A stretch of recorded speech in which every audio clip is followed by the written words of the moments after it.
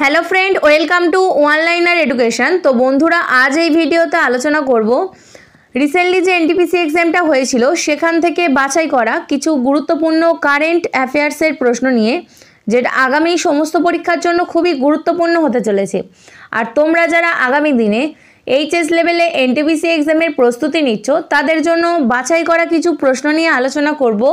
তাই অবশ্যই তোমরা ভিডিওটা মনোযোগ সহকারে দেখবে, কারণ এখান থেকে তোমাদের একটা না একটা প্রশ্ন অবশ্যই কমন আসবে।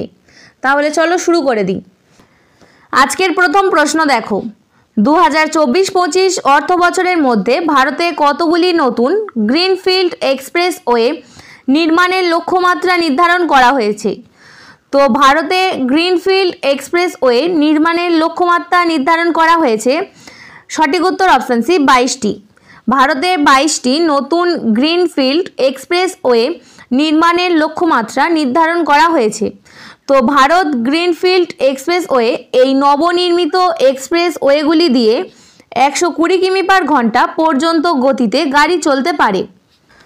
পরবর্তী দেখো, 2024 সালে ডিসেম্বরে প্রধানমন্ত্রী নরেন্দ্র মোদী কোন উপসাগরীয় দেশে ঐতিহাসিক সফর করেছেন, যা 43 বছরের মধ্যে কোনো ভারতীয় প্রধানমন্ত্রীর প্রথম সফর হবে? সঠিক উত্তর অপশান এ, কুয়েত। 2024 সালে সেই সময়ে প্রধানমন্ত্রীকে কুয়েতের সর্বোচ্চ নাগরিক সম্মান order of Mubarak the great এই সম্মানে সম্মানিত করা হয়েছিল। তো বন্ধুরা, আমরা আগামীকাল আলোচনা করব ভারতের প্রধানমন্ত্রী নরেন্দ্র মোদীকে কোন কোন 26টি দেশের আন্তর্জাতিক পুরস্কার দেওয়া হয়েছে এই টপিকটা নিয়ে। খুবই গুরুত্বপূর্ণ একটি টপিক, তাই অবশ্যই তোমরা আগামীকাল ক্লাসটি দেখো। পরবর্তী প্রশ্ন, 2024 সালে নভেম্বরে ভারতীয় পররাষ্ট্রমন্ত্রী অস্ট্রেলিয়ার কোন শহরে ভারতের চতুর্থ কনসুলেট দূতাবাস উদ্বোধন করেছেন? সঠিক উত্তর অপশান সি, ব্রিসবেন শহরে। অস্ট্রেলিয়ার ব্রিসবেন শহরে ভারতের পররাষ্ট্রমন্ত্রী ভারতের চতুর্থ কনসুলেট দূতাবাস উদ্বোধন করেছেন। তো বর্তমানে অস্ট্রেলিয়ার প্রধানমন্ত্রী অ্যান্থনি এলবানিজ এবং অস্ট্রেলিয়ার রাজধানী ক্যানবেরা। পরবর্তী প্রশ্ন, 2025 সালে মানব উন্নয়ন সূচক প্রতিবেদনে ভারতের মানব উন্নয়ন সূচক মান কত? সঠিক উত্তর অপশান সি, 0.685। তো 2025 সালে মানব উন্নয়ন প্রতিবেদনে ভারতের স্কোর 0.685, যেটা মাঝারি মানব উন্নয়ন বিভাগে রয়েছে।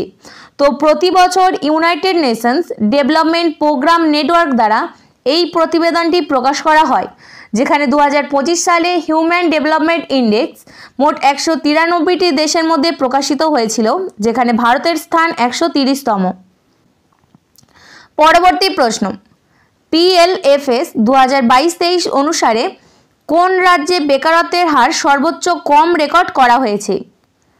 তো PLFS 2022-23 অনুসারে ত্রিপুরা রাজ্যে। সঠিক উত্তর অপশান এ, ত্রিপুরা রাজ্যে বেকারত্বের হার সবচেয়ে কম রেকর্ড করা হয়েছে।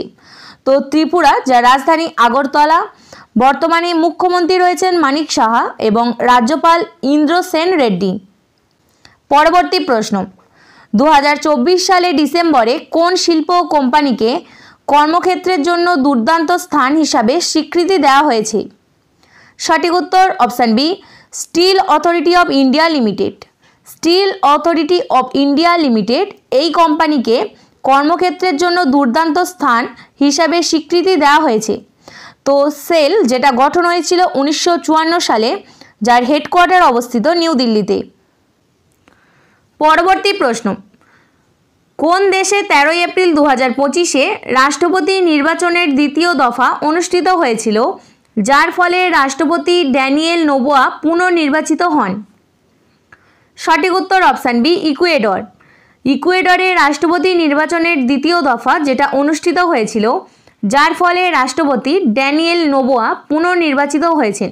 তো বন্ধুরা, ইকুয়েডর, যেটা দক্ষিণ আমেরিকা মহাদেশে অবস্থিত, তো যার রাজধানী কুইটো এবং রাষ্ট্রপতি ড্যানিয়েল নোবোয়া, যিনি রাষ্ট্রপতি নির্বাচনের দ্বিতীয় দফায় পুনর্নির্বাচিত হয়েছেন।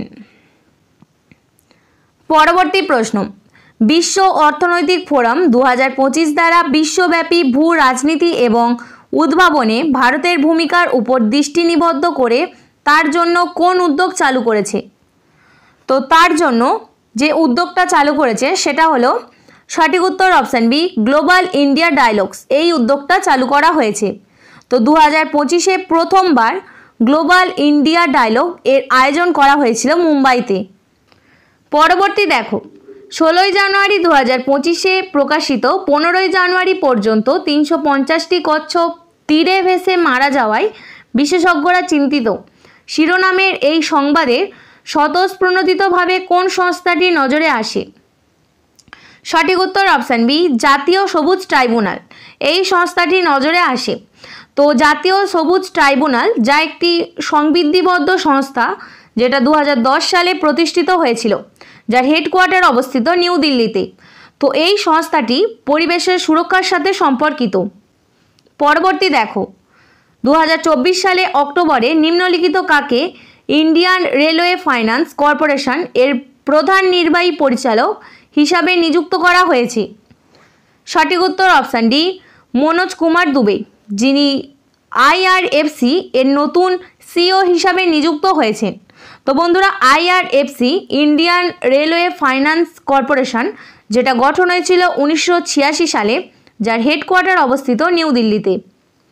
পরবর্তী প্রশ্ন, নীতি আয়োগ প্রথম আর্থিক স্বাস্থ্য সূচক 2025 প্রকাশ করেছে।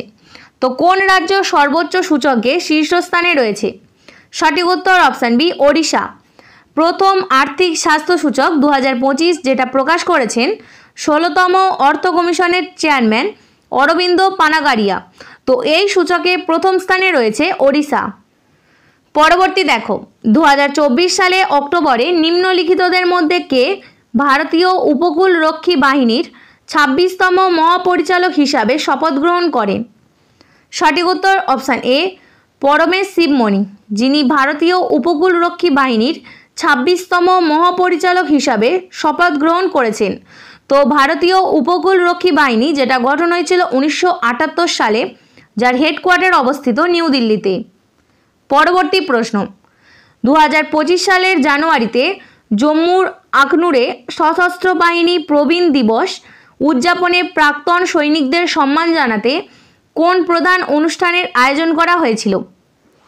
সঠিক উত্তর অপশান ডি, প্রাক্তন সৈনিকদের পরিবারকে বীরত্ব পদক প্রদানের জন্য একটি অনুষ্ঠানের আয়োজন করা হয়েছিল। পরবর্তী প্রশ্ন, প্রধান অর্থনৈতিক উপদেষ্টা ভি অনন্ত নাগেশ্বরনের মেয়াদ কতদিন পর্যন্ত বাড়ানো হয়েছে? তো প্রধান অর্থনৈতিক উপদেষ্টা ভি অনন্ত নাগেশ্বরনের মেয়াদ, সঠিক উত্তর অপশান ডি, মার্চ 2027 পর্যন্ত বাড়ানো হয়েছে। পরবর্তী প্রশ্ন, 2025 সালে ফেব্রুয়ারিতে প্রধানমন্ত্রী নরেন্দ্র মোদী এবং রাষ্ট্রপতি ম্যাক্রন নতুন ভারতীয় কনসুলেট, ভারতীয় দূতাবাস উদ্বোধন করতে কোন শহরে গিয়েছিলেন? সঠিক উত্তর অপশান ডি, মার্সেই শহরে গিয়েছিলেন। তো ভারতীয় প্রধানমন্ত্রী নরেন্দ্র মোদী এবং রাষ্ট্রপতি ম্যাক্রন নতুন ভারতীয় দূতাবাস যেটা উদ্বোধন করতে মার্সেই শহরে গিয়েছিলেন। তো বন্ধুরা, মার্সেই যেটা ফ্রান্সের একটি শহর, তো ফ্রান্সের দ্বিতীয় বৃহত্তম শহর হচ্ছে মার্সেই। পরবর্তী প্রশ্ন, 2024 সালে হরিয়ানা বিধানসভা নির্বাচনে বিজয়ী দল কত শতাংশ ভোট পেয়েছিল এবং কত আসন পেয়েছিল? সঠিক উত্তর অপশান এ, 39.94% ভোট এবং 48টি আসন পেয়েছিল। তো হরিয়ানা বিধানসভা নির্বাচনে বিজয়ী দল 39.94% ভোট এবং 48টি আসন পেয়েছিল। তো বর্তমানে হরিয়ানার মুখ্যমন্ত্রী নয়াব সিং সাহানি এবং বর্তমানে হরিয়ানার রাজ্যপাল রয়েছেন অসীম কুমার ঘোষ, যিনি 2025-এ 14ই জুলাই নির্বাচিত হয়েছেন। পরবর্তী প্রশ্ন, ভারত ও মার্কিন যুক্তরাষ্ট্রের মধ্যে যৌথ সামরিক মহড়া টাইগার ট্রায়াম্প 2025 এর উল্লেখযোগ্য বৈশিষ্ট্য কী ছিল? সঠিক উত্তর অপশান ডি, প্রথমবারের মতো মার্কিন যুক্তরাষ্ট্রের মহাকাশ বাহিনীকে অন্তর্ভুক্ত করা হয়েছিল। এর উল্লেখযোগ্য বৈশিষ্ট্য ছিল, তো 2025 সালে টাইগার ট্রায়াম্প যেটা ৪র্থতম সংস্করণ আয়োজন করা হয়েছিল, তো যেটা আয়োজন করা হয়েছিল অন্ধ্রপ্রদেশের বিশাখাপত্তনমে। পরবর্তী প্রশ্ন, 2024 সালে জাতিসংঘের জীববৈচিত্র্য বিষয়ক সম্মেলন প্রথমবারের মতো কোথায় অনুষ্ঠিত হয়েছিল? তো প্রথমবারের মতো এটা অনুষ্ঠিত হয়েছিল কলম্বিয়ার ক্যালিতে। সঠিক উত্তর অপশান ডি, কলম্বিয়ার ক্যালিতে জীব বৈচিত্র্য বিষয়ক সম্মেলন, যেটা প্রথমবারের মতো অনুষ্ঠিত হয়েছিল। পরবর্তী প্রশ্ন, ওসাকাতে অনুষ্ঠিত এক্সপো 2025 এর মাস্কট কি? সঠিক উত্তর অপশান এ, মায়াকু মায়াকু। তো এক্সপো 2025 এর মাস্কট মায়াকু মায়াকু। প্রতি 5 বছর অন্তর অন্তর এই এক্সপোটি আয়োজন করা হয়। তো 2025 সালে এটা আয়োজন করা হয়েছে জাপানের ওসাকাতে, যার 2025-এর মাস্কট মায়াকু মায়াকু। এবং এর পরবর্তী অর্থাৎ 2030 সালে এটা আয়োজন করা হবে সৌদি আরবের রিয়াদে। পরবর্তী দেখো, 4 এপ্রিল 2025-এ কোন ভারতীয় ব্যাংক আর্থিক সম্বন্ধীয় আপডেটের জন্য একটি হোয়াটসঅ্যাপ চ্যালেঞ্জ চালু করেছে? তো একটি হোয়াটসঅ্যাপ চ্যালেঞ্জ চালু করেছে। সঠিক উত্তর অপশান এ, ভারতীয় রিজার্ভ ব্যাংক। আর্থিক সম্বন্ধীয় আপডেটের জন্য এটা চালু করা হয়েছে। তো বর্তমানে আরবিআইয়ের গভর্নর রয়েছেন সঞ্জয় মালহোত্রা। পরবর্তী প্রশ্ন, ওয়াশিংটন পোস্ট কোন বড় ঘটনাকে কভার করে 2025 সালে ব্রেকিং নিউজ রিপোর্টিংয়ের জন্য পুলিৎজার পুরস্কার জিতেছিল? সঠিক উত্তর অপশান বি, ডোনাল্ড ট্রাম্পকে হত্যার চেষ্টা। তো ওয়াশিংটন পোস্ট ডোনাল্ড ট্রাম্পকে হত্যার চেষ্টা করে ব্রেকিং নিউজ রিপোর্টিংয়ের জন্য পুলিৎজার পুরস্কার জিতেছিল। তো সব থেকে বেশি ক্যাটাগরিতে পুলিৎজার পুরস্কার দেওয়া হয়েছে দ্য নিউ ইয়র্ক টাইমস সংবাদপত্রকে। পরবর্তী দেখো, আবর্জনা মুক্ত পরিবেশ তৈরির লক্ষ্যে ভারতের কোন শহর 2025 সালে সেপ্টেম্বরের মধ্যে ভারতের প্রথম সমন্বিত বর্জ্য ব্যবস্থাপনা শহর সহ শিক্ষা কেন্দ্র স্থাপন করতে চলেছে? তো এটা স্থাপন করতে চলেছে, সঠিক উত্তর অপশান এ, গোরখপুর।